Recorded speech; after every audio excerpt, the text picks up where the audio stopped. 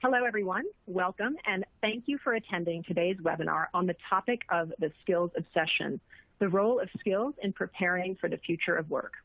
My name is Marika Shukla, and I am part of the solution marketing team at Workday and your host today. It seems like everywhere we look, people are talking about skills, upskilling, reskilling, skill gaps, skills data. In short, there seems to be a skills obsession. This webinar is part of a Red Thread Research podcast season focused on the why and how skills are managed at the people and organizational level.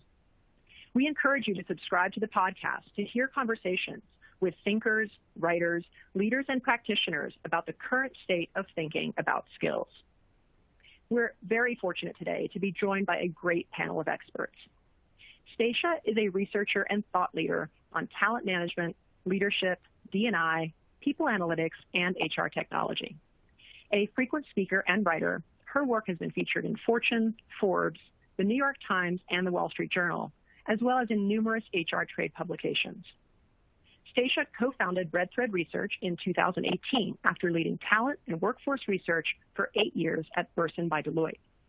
Before Burson, Stacia spent nearly 5 years conducting research and creating learning content for the Corporate Leadership Council, part of CEB Gartner. Danny Johnson is also co-founder and principal analyst for Red Thread. She has spent the majority of her career writing about, conducting research in, and consulting on human capital practices and technology. Before starting Red Thread, Danny led the learning and career research practice at Burson by Deloitte. Her ideas can be found in publications such as the Wall Street Journal, CLO Magazine, HR Magazine, and Employment Relations. Greg Pryor is an executive director at Workday. He applies his 30 years as a thought-leading HR practitioner to help Workday's customers address today's most pressing people imperatives.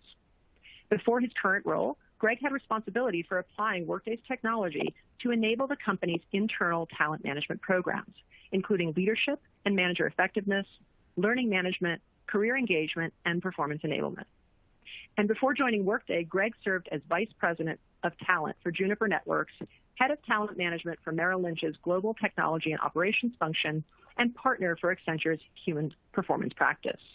So Chris Berry is the founder and CEO of the Learning Futures Group. He's the former Oracle Global VP of Online Learning, where he launched the Oracle Learning Network, and Chief Learning Officer for Microsoft's entire global sales force. Chris's entire career has been spent working at the intersection between learning and technology. He consults, writes, and podcasts about the future of workplace learning, which has arrived for many of us in a massive way. So we're all so excited to be here today. So the team will discuss where skills are applicable in today's organizations and the role of technology. So once again, we do welcome your questions throughout the session and look forward to your continued engagement on this topic. So when we talk to customers at Workday, we learn that many are just getting started on their skills transformation journey. So to start things off, we'd actually like to get your perspective.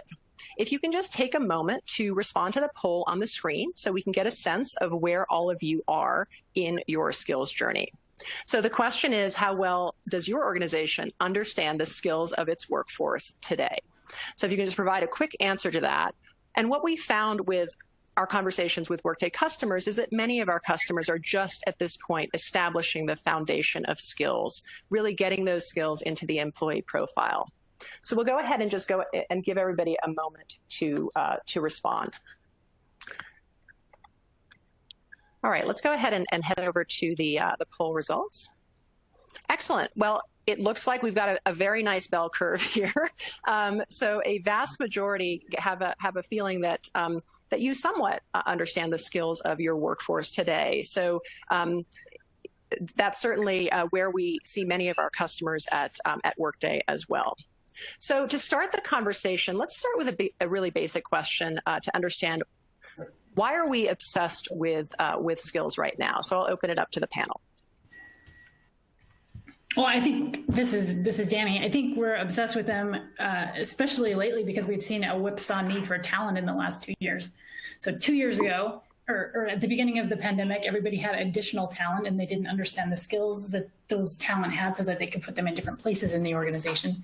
And today, as everything is coming back online and as everybody's coming out from behind their masks, just the opposite is true. So there's a huge talent shortage and we need all kinds of skills in our organizations that we don't know how to get or how to upskill. And so understanding the skills in your organization and figuring out where to get the skills you need, I think is becoming an increasingly important thing. I'd love to hear what others on the panel think.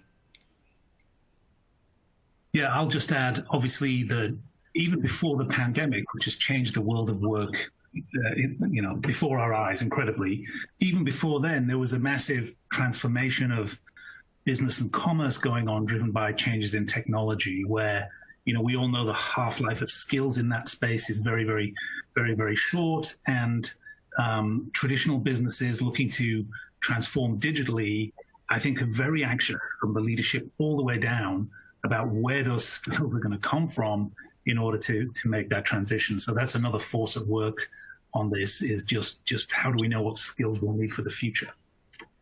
I think you're right, Chris. Like, the other thing that strikes me is we've been talking about this new world of work and the way that we're going to work in the future forever. And the pandemic seems to have accelerated that a little bit. But the systems and processes that we have in place are for the old way of doing work. And in order to do the new thing, which is much more agile and responsive to what's going on in the workplace, we actually need to understand who has what skills so that we can organize the people around the work instead of the work around the people. And I would add that I think that there's a renewed enthusiasm to do this. I mean, it's not like the concept of skills is new. It may be one of the oldest concepts ever. But we have been able to quantify in ways that we couldn't, all sorts of things that we may have never thought were quantifiable. And so as we look at the work that now can be done, I think we're taking a new look at it. Greg actually, and I'd love Greg to jump in here, but Greg recommended a book called Prediction Machines. And, that talks about how we are able to, how we can look at problems as prediction problems. And I think that skills is basically a prediction problem. So this idea that if we can at least quantify what skills are and then predict which skills we're going to need, that we can have greater insight into the future. So I think it's just we have a renewed enthusiasm to do this work. Yeah, and Stacey, I would suggest as well, to your point, I'm a big fan of the book Prediction Machines, fan of Jay Agarwal, one of the three authors there, recommended very strongly. As Stacey knows, I've been stalking her for years to read that book. But I think the pandemic, to Danny's point, absolutely put us in a place where the business leaders, the business looked at the HR, human capital function and said, talent, while we've always said talent matters a lot more now. We need to know where those skills are, what skills are available. We need to be doing the contingency planning to say, if this country is offline, so all of a sudden, I think the pandemic absolutely put front and center the centrality for the business to be productive, to think about planning, to predict what we could do at the center. And it became skills was, I think, one of the fundamental data points that we looked at there. So we dramatically accelerated work that we had probably been thinking about for 10 years into the last 10 months. So for all of you, Stacia, you mentioned this idea of renewed enthusiasm for skills. Why is this concept so hard? Yeah, I'll take a first whack, but then I know everybody has a perspective. But I think, one of the biggest, there are a number of difficulties. One is the fact that some of the skills that we want to quantify are hard to quantify. So, they may have traditionally been called soft skills. During the podcast, Matthew Daniel called them durable skills, which I think is a more realistic reflection. But I think that those skills themselves are harder to quantify. And then second, one of the other things we heard from the podcast is that it is easy to get lost in the details and the minutia. You break them down, you break them down, you break them down. And at what point are they no longer that usable of a concept? And trying to find that right balance.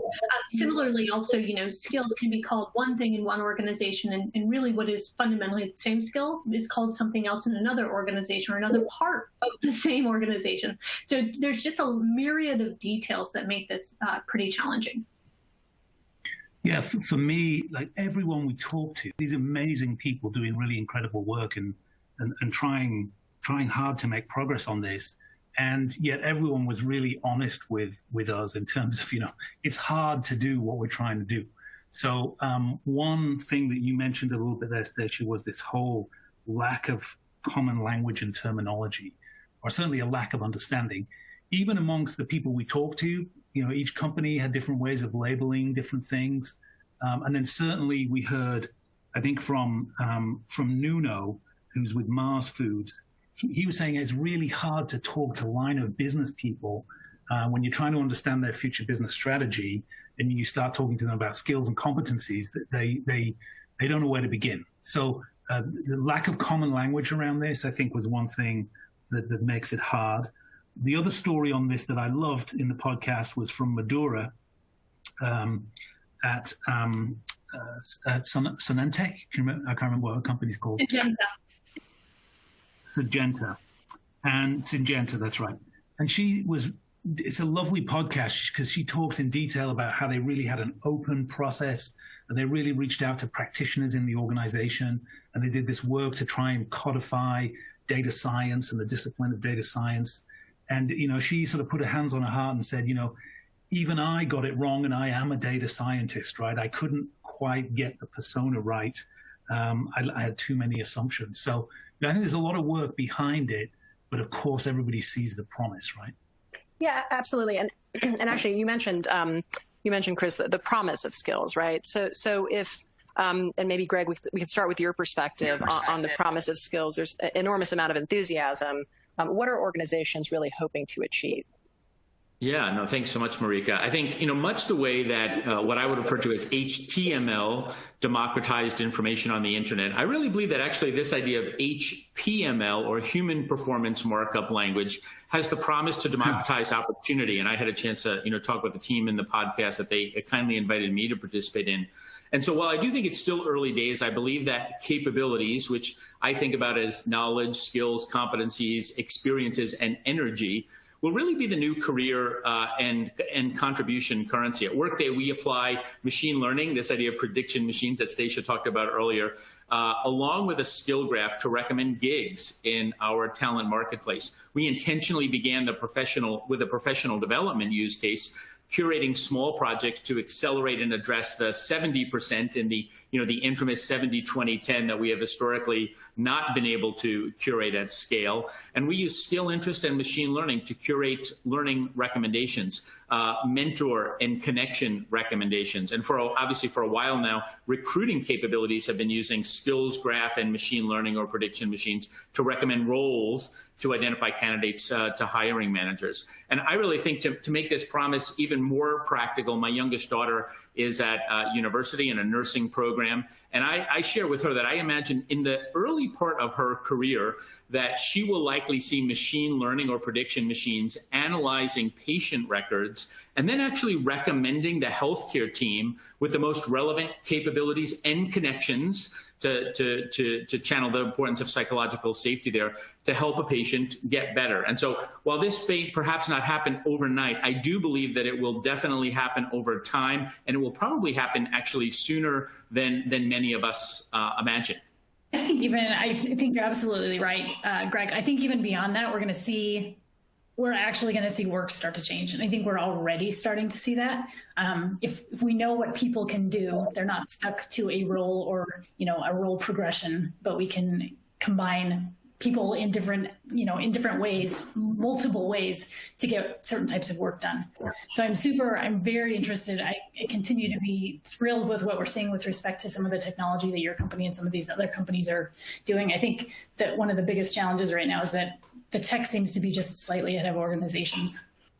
I 100% agree. And I do think, to your point, that skills will become the human representation of work. Our good friend John Boudreau, who I know many of us know, has written extensively about this. And this idea of really using skills to translate work into what people are able to do, I think this is what's actually going to accelerate the future of work and have such an impact on the future of the workforce, to your point. Couldn't agree more. I also think, it provides huge opportunities for the individual themselves. So they're no longer stuck in, I started out as an engineer and I had to bust out of that, right? But if we're starting to look at skills, then we can understand what people can do in many, many aspects of the organization rather than just the traditional career path. I think that's super relevant as just the nature of employment itself.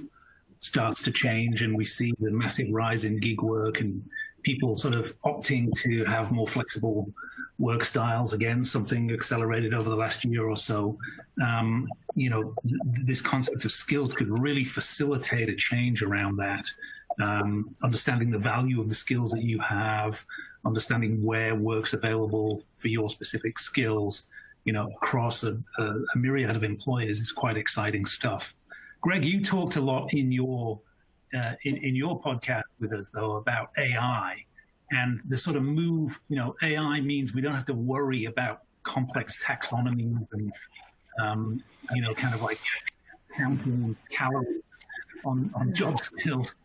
The AI, can infer and can look at other sources of data rather than something that some professionals have labored over for a long time. Can you talk a little bit more about that, because that was really exciting? Yeah, no, thanks, Chris. I mean, and it's so funny. So as a 30-year practitioner, I grew up defining competency models, right? I mean, that was a big part of my role, and it became the early stage to unlock. And I'll never forget where I was, actually. I was in a conversation with Richard McCall. Richard now looks after talent modernization, I think people modernization for our good friends at Walmart. And Richard and I were having a quick cup of coffee at an event, and he said to me, the future of skills is skills inference using AI. And I recall so clearly being like, very overwhelmed at that point to say, I built my identity as a talent management practitioner to be the creator of those competency models. And so candidly, it was a huge identity challenge to me, and competency challenge. And now, much to my chagrin, and Richard's probably listening, I think Richard could not have been more right. This use of a prediction machine to predict based on the feedback I give, the roles I've been in, the gigs I've been on, the experiences I've had to make these inferences, even if they're only 80 to 90% right, the power of using this technology, a prediction machine to predict, I likely have that skill is I think going to be game changing. And I think it moves our energy to be elevating the types of programs that Danny talked about. It's actually, the technology is way ahead of where we probably need to be. It's our ability to implement the organization readiness to do this type of work that I think elevates the essential human skills that we need to apply there. The tech's actually well on its way, to your point, Chris. Yeah, absolutely. Greg? I think we all spoke at once. I'd just like to sort of continue on with that, Greg. What are the limitations to AI today? Because obviously organizations are having trouble. What are the limitations? Yeah, no, and I think there's actually a number of limitations that we should be super aware of, Danny, to your point. Obviously, bias would be the primary one, and we need to really, really be intentional about looking at that. I also would say that the technology should absolutely have a combination of inference, letting machines do what machines can do well to predict, but then absolutely include human capabilities in there. I had the privilege to be at the MIT Artificial Intelligence Lab a couple of years ago with a bunch of other HR professionals, and the importance, they showed a wonderful, if you've seen this or you can Google it, there's a fantastic slide of a series of pictures of muffins interspersed with chihuahuas, the faces of chihuahuas. And when you look quite closely at it, I wish I had it to share with everyone here, but it can be hard for a machine to tell the difference, believe it or not, between the face of a chihuahua and a muffin. That's where you need the machines to do a certain amount of work and make the inference, and then you need to go in and say, yeah, that is a skill I have. Let me select that or see the source of that data. So I do think we have to look out for bias, and I do think we need to have machines and humans working together. We need to have that human process so that we're not, we don't have scared chihuahuas out there afraid that they're, as they walk by a muffin bakery. That's great, and that was a great discussion. So we'd like to, just as we go on to our next topic, we'd really like to get all of your thoughts on where skills are applicable in today's organization. But before we do that, we'd actually like to get our audience's perspective on that with another quick poll. So again, if you can just take a quick look at your screen and respond to the poll, that would be super. The question is, where are you using skills in your organization? And the good news here is it is a multi-select. So we're not expecting you to just pick one. Certainly at Workday, we have skills permeate our entire suite of products, whether it's core HCM or talent, recruiting, learning, and even into planning and analytics as well. So if everyone can just take a moment to respond to the question, where are you using skills in your organization today? And feel free to select any number of those items. All right, great. Let's see if we have a number of poll responses, if we can go ahead and move on to the poll results. Excellent. Well, it looks like certainly many using it in core HR and talent. And it looks like there's quite a bit of opportunity actually in diversity, equity, inclusion, and belonging, as well as employee engagement, internal mobility, and planning. So there's certainly some core HR areas. This is really reflective of what we hear from our customers as well, that as you explore skills and you get that foundational skills data in, the first applications are really in some of those areas like HR and learning, recruiting, and talent. But that is absolutely spreading far beyond that core HCM suite. So let's go ahead and open it up to our panel here. So broadly, if you can share with us some of the areas of the business where understanding skills can really make a difference. Yeah, so I'll start on this one. We wrote actually in an article recently specifically about this topic. There were four primary areas that we identified. The first is around employee development. So I know that there are a number of folks who just now mentioned that, but thinking about things like personalized learning or alignment to the organization's overall needs and their goals. So understanding kind of the skills that we have today, how we're going to develop folks to meet those needs, et cetera. And then also just organization-wide development planning. So what is it that we need as an organization to focus on to get us the skills that we need? You can only do that with a baseline understanding of what the skills are today. So employee development was one. Career mobility was a second, around how employees move around and out of an organization, both based on their preferences as well as the needs of the business. We're seeing a lot of this also in the rise of internal talent marketplaces, where we're able to understand the skills that people that are needed for a project, and then for people, if they understand their own skill opportunities, they can match themselves to some of those opportunities. So some really interesting areas there. I love that folks here today mentioned DEIB.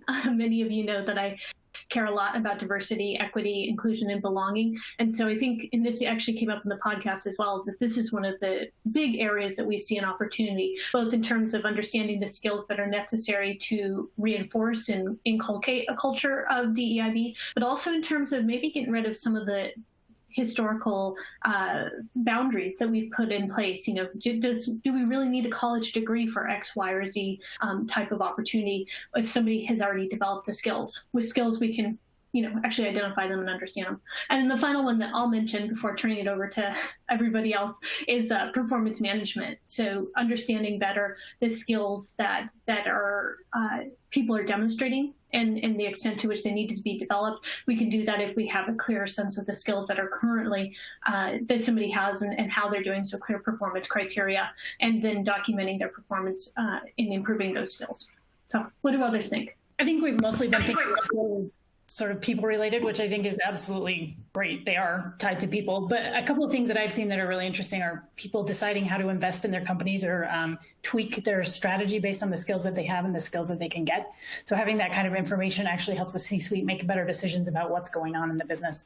The other one that I've seen, and I'm not sure how I feel about this yet, but we've talked to a couple of vendors of skills data that are actually putting into place ways that you can pay for skills. So as you develop the skill and as you demonstrate that skill, your pay goes up. And so in the future, I can see that it may affect benefits. For example, what benefits are available to you and what your pay is based on, the skills that you have and the skills that you're willing to develop.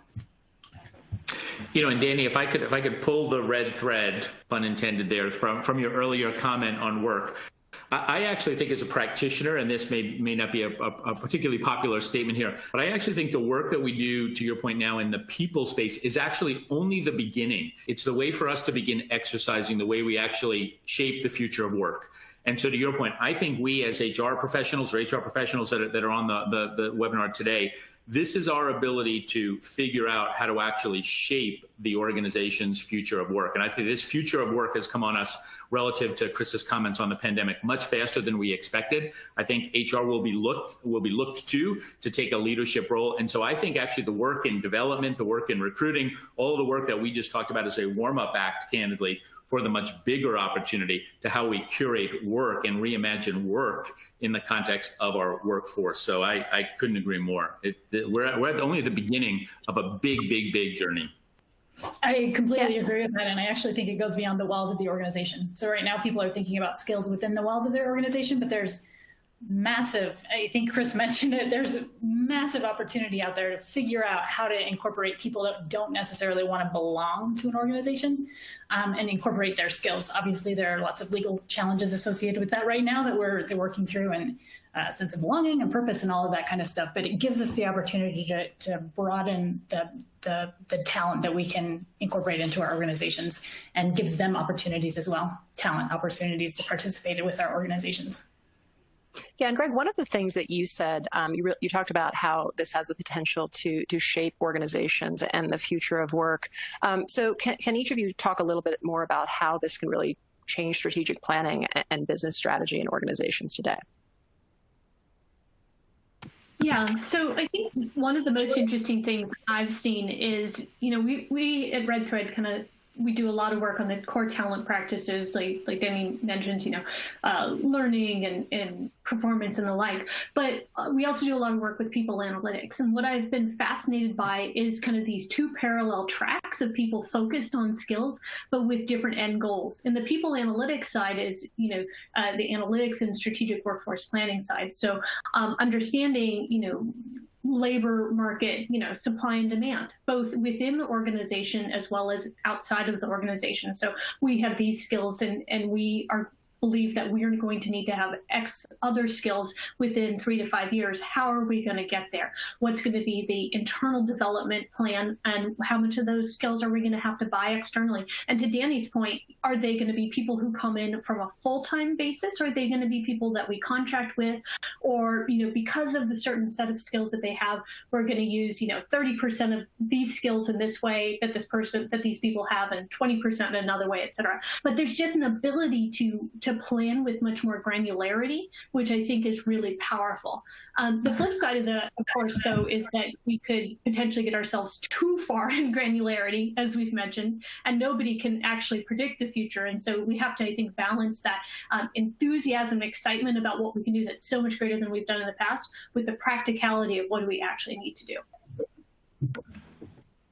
I got a couple of things that I would throw out that I learned from the conversations we had that surprised me and I found really interesting. One was the shifting relationship between, and I'm a learning guy, right? So I'm a CLO type guy. And the shifting relationship between the academic world and the corporate learning world, these two things are coming together very, very quickly. Because, we had, for example, Lisa Solomon, who said a wonderful quote. She said, we're teaching students skills they didn't even know they needed because they're not currently called for in the standard curriculum that's 100 years old. We heard from Rob Lorber at Microsoft, at McDonald's, how, an apprenticeship model, we sort of need a new way of building workplace skills that the academic world isn't kind of serving up to McDonald's and companies like that right now. And then we heard, I think, Satnam talk about, when people come into an organization, we have no sense of what other skills and experiences they may have. And it's, we don't have the systems to listen and look at for that. So, and then one last thing on this topic of the changing relationship between academic and commercial was Matthew Daniel. There was a fantastic podcast, and when he just talked about the debt that we owe to frontline workers and how skills for them are just so important, not just for individuals, but even multi-generational impact that we can have if we can help people get the right skills that are future aligned. So amazing rethinking of how corporate learning and academic learning needs to sort of co-partner on this. Lots of rich food for thought in the podcast on that. Matthew Daniels is one of my favorite podcasts. I've never heard anyone talk as passionately about his work as Matthew Daniels did. So you should listen to it if you haven't already. I love that connection, Chris, that you're making, or the lack of connection between academia and the workplace. And we're actually seeing lots of articles pop up, particularly this week and last week for some reason, about organizations that are so, quote unquote, desperate for talent, they're taking people without college degrees. And so college degrees may be becoming less important, finally, because they are no predictor. The research shows us that they're no predictor of future performance. And so we may be getting rid of some of the ridiculous boundaries that we've put in place, and either taking a look at skills or being willing to develop people with the skills that the organization needs at the time. I would say, sort of building on that, at least for me, the way I think about some of these things, and particularly workforce planning in sort of evolutionary steps, I think forever we've done headcount planning, and most organizations still do headcount planning in that context. I think many more progressive organizations have moved to talent planning, thinking about people, thinking about context, thinking about experiences. But I really think, to your earlier comments, what the future is probably, it looks something like skill force planning. Now, I also appreciate Destatia's comment. That could be too minute. We could get too far down in the weeds when we look at those individual skills. But I do think when we start to think about an individual, not in a historic role, but as a portfolio of a set of skills. I was working with a person yesterday who I've known for 10 years. And all of a sudden he shared that he happens to be a professor. He teaches a course in technology strategy. And I just didn't know that person in this context. I didn't know that. So we have this whole portfolio of really interesting, perhaps, experiences. We narrow someone too much, maybe into a role that we see them in, or in its context. And I think this idea of democratizing opportunities by looking at what may look like in the future as skill force planning could be a really interesting, still yet emerging idea. Yeah, and I think it's emerging because if you think about what that looks like in an organization, there are all kinds of barriers. So, for example, financial. You don't think about financial, but when we were doing our mobility research, we found that talent marketplaces and things like that gave organizations all kinds of fits because they had to have the buy-in from the managers to release some of the time that they were allocating to other work in order to do it. People are still allocating work based on skills, which they hire as a headcount, which is accounted for in accounting, which it's just a really complicated problem. And I think, Greg, and I'd love your opinion on this, organizations really have to be dedicated to wanting to do this. It can't just be HR. It's a complete shift of many, many systems that have to come together to make this work. Danny, I couldn't agree more. And to your earlier comment, it's not about the technology, actually. Now the technology has gone ahead. Our ability to do this, it's actually our ability to create readiness within the organization. And I'll go back to a comment I made earlier. I really think that this is on the on-ramp or the path to the future of work. And so, at least at Workday, we've begun exercising that and becoming intentional in a career development context, because that's something we know, that's something we have current constructs around. But I do think, to your point, I think we need to exercise, we need to figure out organizational readiness to this. And then we need to be aware of the unintended consequences as well. One of the unintended consequences of a talent marketplace and moving around is that it takes us a while to build the connections required to make a meaningful contribution. And so I've had the privilege to do quite a number of years of work with our friend Rob Cross on this. And so there's also, I think there could be too much mobility. There could be the lack of optimizing someone's contribution to the organization. So these are all, questions and consequences. We need to be really intentional. I think we need to pilot, we need to experiment, and we need to find where the edges of these things are and be cautious of not jumping into the deep end, which is why I think embracing them and experimenting and engaging them now, why we hopefully are obsessed with this, because we need to learn to be better prepared for the type of agile organizations where this is increasingly required. No, that's great. And actually, that's a perfect segue, Greg, to talking about the role of technology. And as a couple of you have already mentioned, the pandemic has certainly accelerated this role of technology for many organizations.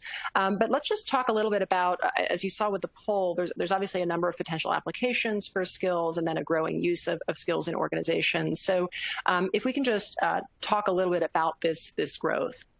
Yeah, it's a little bit nuts out there with respect to tech. Even before the pandemic, we had, for the last 3 or 4 years, people have been talking about skills and how I hate this phrase so much, but the currency within organizations, skills are currency. I have many problems with that, but mostly just with the metaphor. I think I think HR is starting to glom onto this based on some of the things that they're seeing. So I really credit a lot of the technologies that have put something out there and hope that it was the right thing to sort of move this discussion along. We are seeing it in the really traditional places first. So there's a really clear connection between skills and learning, for example. And so organizations can say, oh, I know that I need these skills, therefore I can identify who has those skills through, an ontology or taxonomy, and then I can assign them, courses or learning based on that. So we're seeing it a lot there. We're seeing it a ton in talent acquisition, as you would imagine. We're also seeing it more and more in mobility. The ability of people to move around organizations, and maybe the sort of de-hierarchical aspect of mobility is allowing people to move around more. I think, I'm going to stop there and let other people jump in. It's mostly with the traditional things, but I'm hoping that as more and more technologies adopt this, and as we get better at defining what skills are and helping people talk about their skills together, we can do some of the other things that we introduced earlier. Any other thoughts from the group? Yeah, and Danny, I'm happy to jump on that. I'd love to get into a broader discussion on the currency, why that triggers things. Again, the power of these conversations. I'd love to get your thoughts on that. Maybe not for now, but we'll have a virtual coffee on that.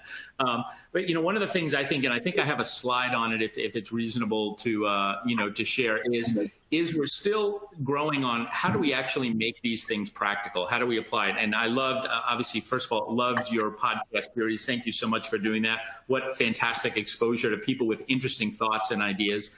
And at least one perspective that I would share is this idea that where analytics sort of meets talent management. I actually think there's a whole new domain of resources, of thinking, of I'll say the word frames or framework, not to be too geeky on that, but there is a new way that we're trying to think about this. So some of the conversations I've been having with our Workday customers is almost this evolving idea of a set of practical applications of skill sensing data.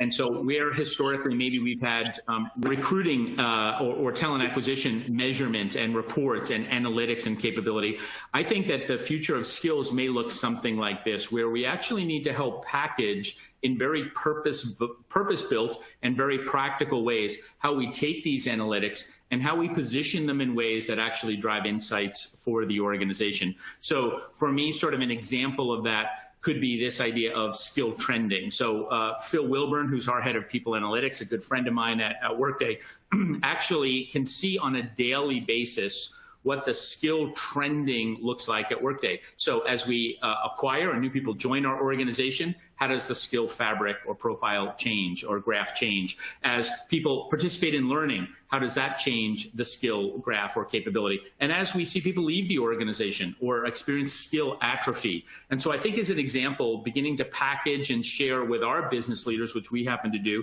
is to say for your specific organization, here's how skills are trending, and we can actually look at that on a daily basis associated with individuals. We can look at things like skill relevance and criticality. We can say for your particular organization, that skill seems to matter more. It has greater impact.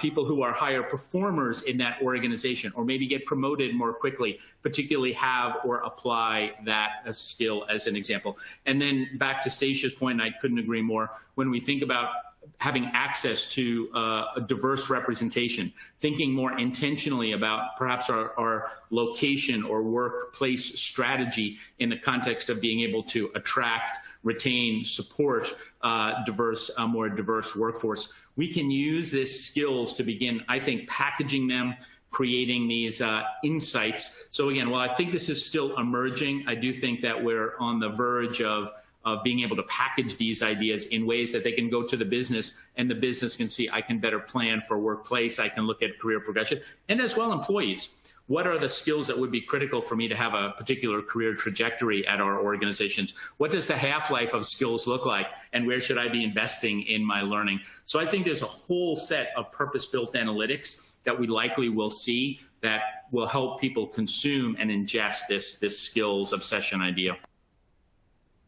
Excellent.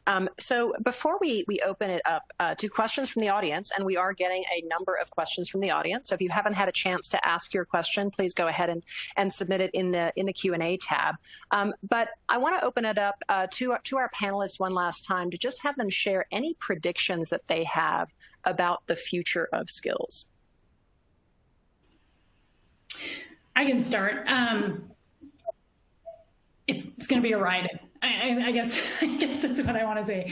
It's going to be a ride. All the things that Greg just mentioned and the ways that we can use them that Stacia mentioned earlier and the technology that we're seeing coming out, all of that is coming together and they're all parts right now. But I think we're pretty close to making those connections and actually making this thing sing. I also want to say this, it's really hard. It's hard. Every single person that we talked to on that podcast mentioned how hard this is. People don't have visibility into the skills in their organizations right now. And until you have visibility and until you have a philosophy, which we've also talked about a little bit, it's really difficult to put together something and use the right technology and choose into taxonomy versus an ontology and all of those types of things. And so I think for HR, it's going to require lots and lots of effort to make it work, but the promise is huge. You know, I might add, I think, you know, let's not lose, to Danny's point, let's not lose the forest from the trees. There are a ton of important things that we need to work through. There's a lot of details in this. But at the end of the day, I think keeping our eye on the ultimate goal, which is how does it shape the future of work? How does it democratize the types of opportunities that Stacia had talked about? So I know particularly folks like who come from a learning background like myself, we love to get in the super deep roots of the weeds. And I think we need to be cautious of that and really say, how can we make a meaningful difference in democratizing opportunity, in accelerating and addressing the growing skills imperative by putting this in practice and really lean in and do some creative innovation here. And as Danny said, it's the beginning of a really exciting ride.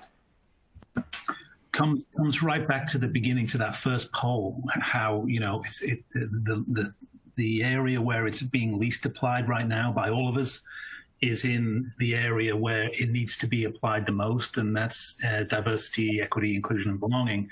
So there's a ton of work to do there, and I think if there's one word we all learned over the last 14 months is the systematization of some of our challenges. And I think, you know, there's some aspiration and there's some hope that by having, you know, a skills-based approach to managing work, both inside and outside of the firewall, you know, we can bring some more equity back into the workplace. I think that's exciting. The one other prediction that I have is companies that get good at this will use it as a commercial advantage. So I don't think we've published the podcast yet with Karen Coker from Microsoft, but companies are exporting skills to their customer and partner bases, and I think that's going to be huge.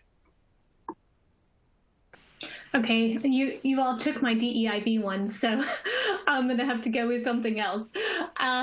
And I think this is actually based on a question that we have gotten today, which was around, you know, is there a fear we'll become skills robots and forget about behaviors employees need to work well together?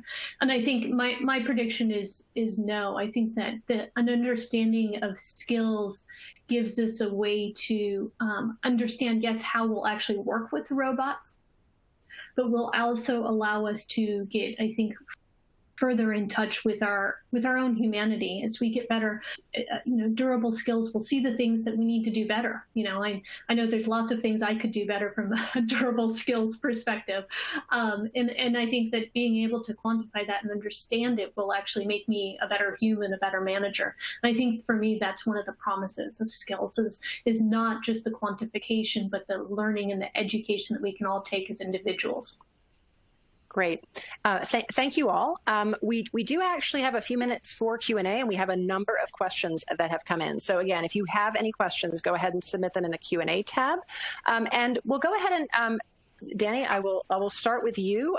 There's a couple of questions that came in for you. I want to address the question that Stacia just ended on, which is fear that we'll all become robots. The technology surrounding this and the mindset surrounding this give more opportunities to everybody than I think we've ever seen before. So for the last 100 years, we've been using the same structure for organizations, and we have been basically treating people like cogs in a machine.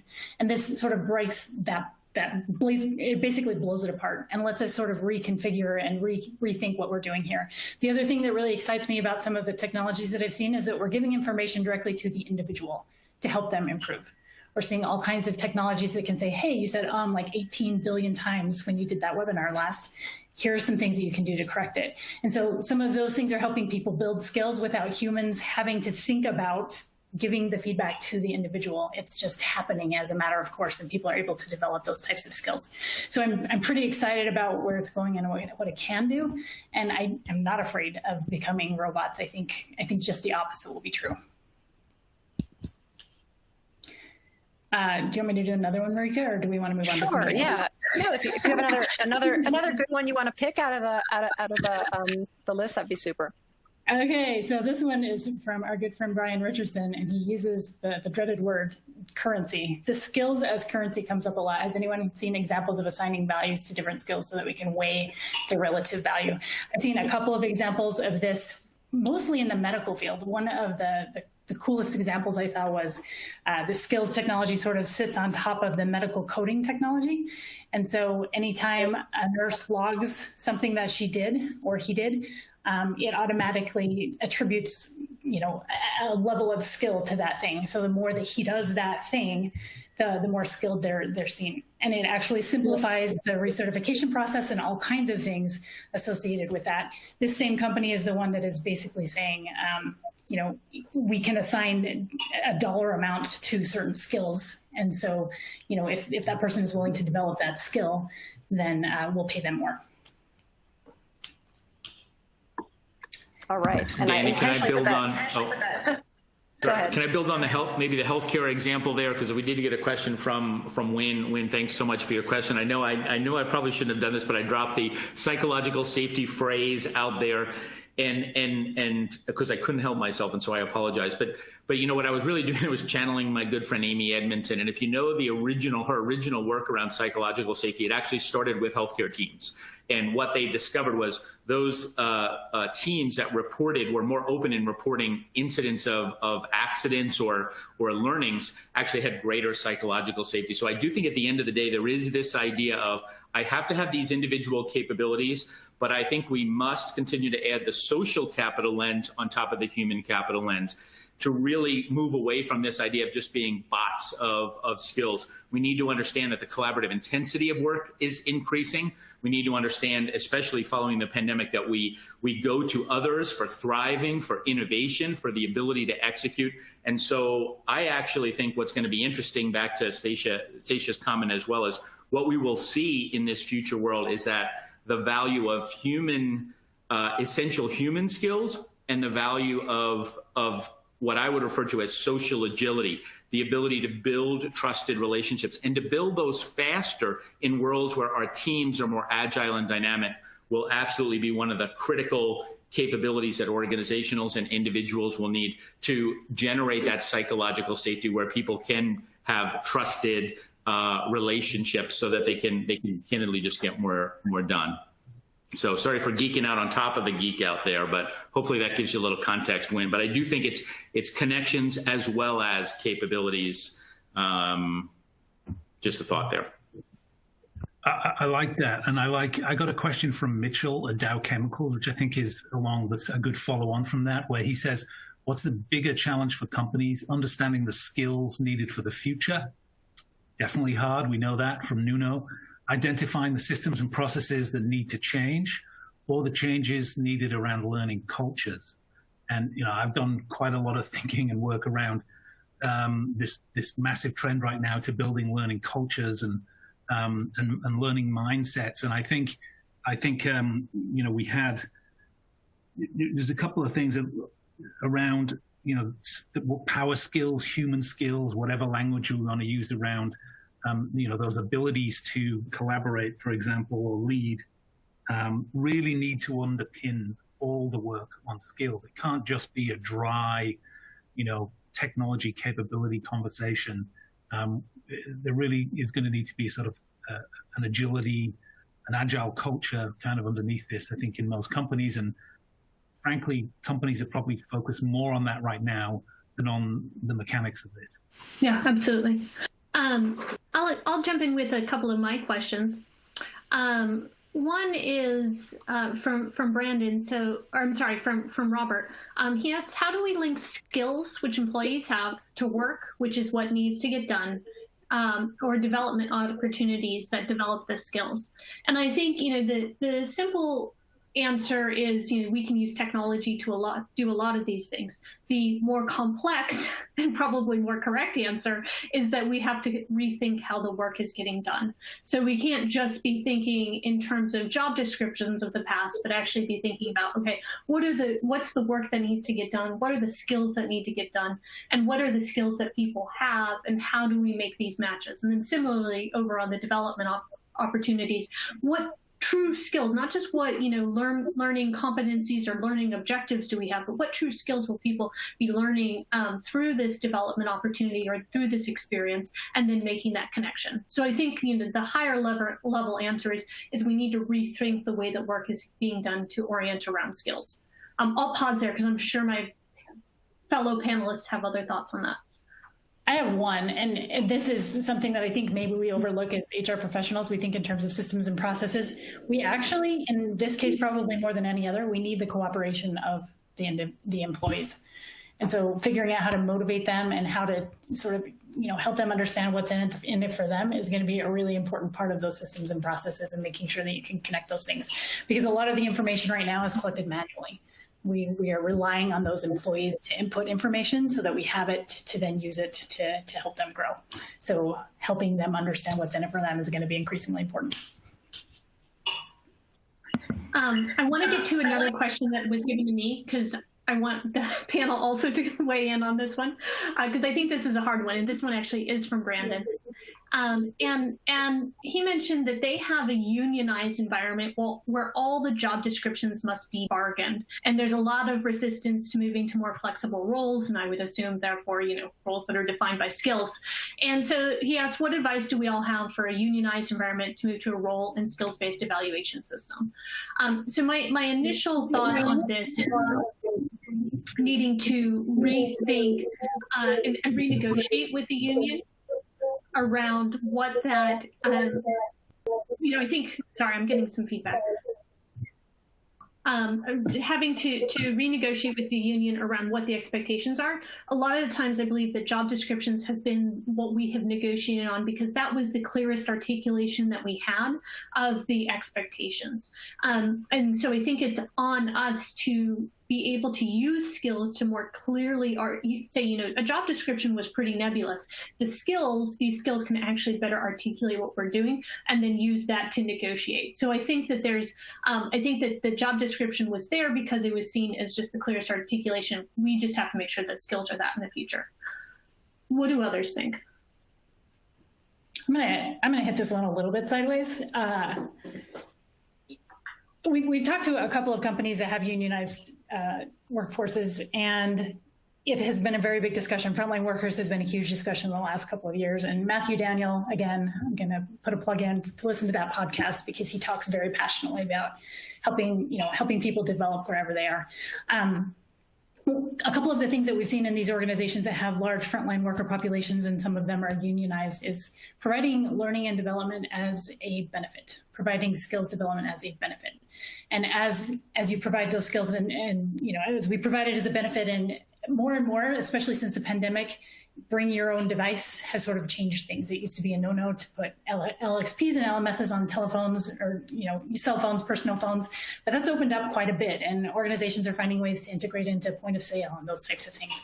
But the more it is seen as benefits, the more learning and skill development is seen as benefits, the more pull there is from the bottom to change things, rather than trying to push it down from the top. And so it's a much longer process than just dictating something. But I think as we continue to think about that population, we have to start thinking about what they need and what they want and where they want their careers to go, just like we think about that for office workers. And it might change the way that we form, job descriptions and roles. Even saw companies giving learning benefits to friends and family during the pandemic to reinforce that idea. That's great. We do have a couple of minutes left, so maybe one or maybe two max other questions. So if the panelists can pick a question or two, and then we'll wrap it up. You know, I'll jump on one quickly here that I think gets to some of the other points that Danny had just made. We get a question from Mitchell at Dow, I think asking, you know, do some of the historic paradigms really limit the way we embrace this idea moving forward? And my short answer is, I think absolutely yes. I think, and I'll go back to that example, and the reason I shared, you know, Richard McCall sort of shocking me by saying, let's think about inferred learning, the power of machines being able to do that work much better than humans. I think there are lots of limiting paradigms, whether there are in a union environment or others, that historic paradigms that probably do limit us. So I would just encourage people to sort of embrace that and say, where might we have limiting paradigms related to this, even as it relates to just applying it to people-related items or historic human capital development-related items, as opposed to being open to how this shapes the future of work. Excellent. Any closing comments before we wrap it up? All right. Well, Stacia, Danny, Greg, Chris, thank you all for sharing your insights through the conversation today. It's certainly been a great conversation, and appreciate everyone in the audience taking time out of your, no doubt, very busy days to join us today. We do hope you found the content of the session valuable. Do subscribe to the Skills Obsession podcast. Lots of other great content there. And with that, we'll close it out. Thanks so much, everyone, and have a great workday.